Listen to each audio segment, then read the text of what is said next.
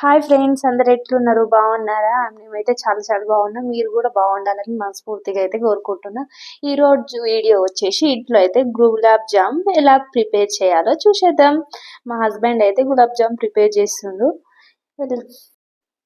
ఎవరైనా first time prepare చేసే వాళ్ళు ఉంటే ఈ వీడియో చూసి ట్రై చేయండి. బాగా వచ్చినాయి. మా గులాబ్ జామ్ అయితే చాలా టేస్టీగా ఉన్నాయి. ముందైతే గులాబ్ జామ్ ప్యాకెట్ తీసుకోవాలి. నేనైతే ఇక్కడ డిమార్ట్ లో తీసుకున్నా, బై వన్ గెట్ వన్ అనేసి.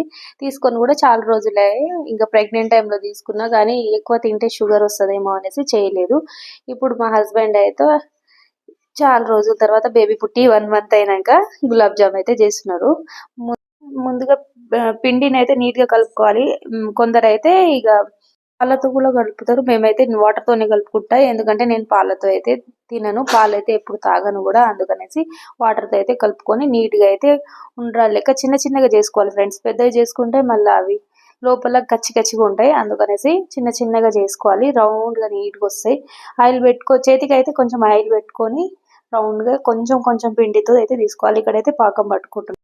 ఒక బౌల్లో అయితే చక్కెర తీసుకొని చాలాసేపు ఉడకబెట్టుకొని మంచిగా పాకం అయితే మంచిగా రావాలి ఫ్రెండ్స్. అప్పుడే టేస్ట్ అనేది బాగుంటది.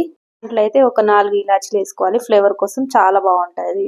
మీరు ఇష్టం ఉంటే వేసుకోండి, లేదంటే లేదు. మీకు గులాబ్ జామ్ అయితే ఇంత బాగా వచ్చినాయి. తర్వాత ఒక బౌల్లో మళ్ళీ ట్రాన్స్ఫర్ చేసుకొని దాంట్లో అయితే ముందుగానే ఫ్రై చేసుకున్న గులాబ్ జాములు అయితే వేసుకోవాలి. ఒక 5 మినిట్స్ 10 మినిట్స్ డీప్ ఫ్రిడ్జ్ లో పెట్టినాం అనుకో, టేస్ట్ అయితే చాలా బాగుంటుంది. చేసిన వెంటనే తింటే టేస్ట్ అయితే బాగుండదు. చల్లగానే తింటే చాలా బాగుంటుంది. మీరు కూడా ఒకసారి ట్రై చేయండి. పైనుంచి అయితే చిన్నగా బాదం పప్పు కట్ చేసి నీట్గా వేసుకోవాలి.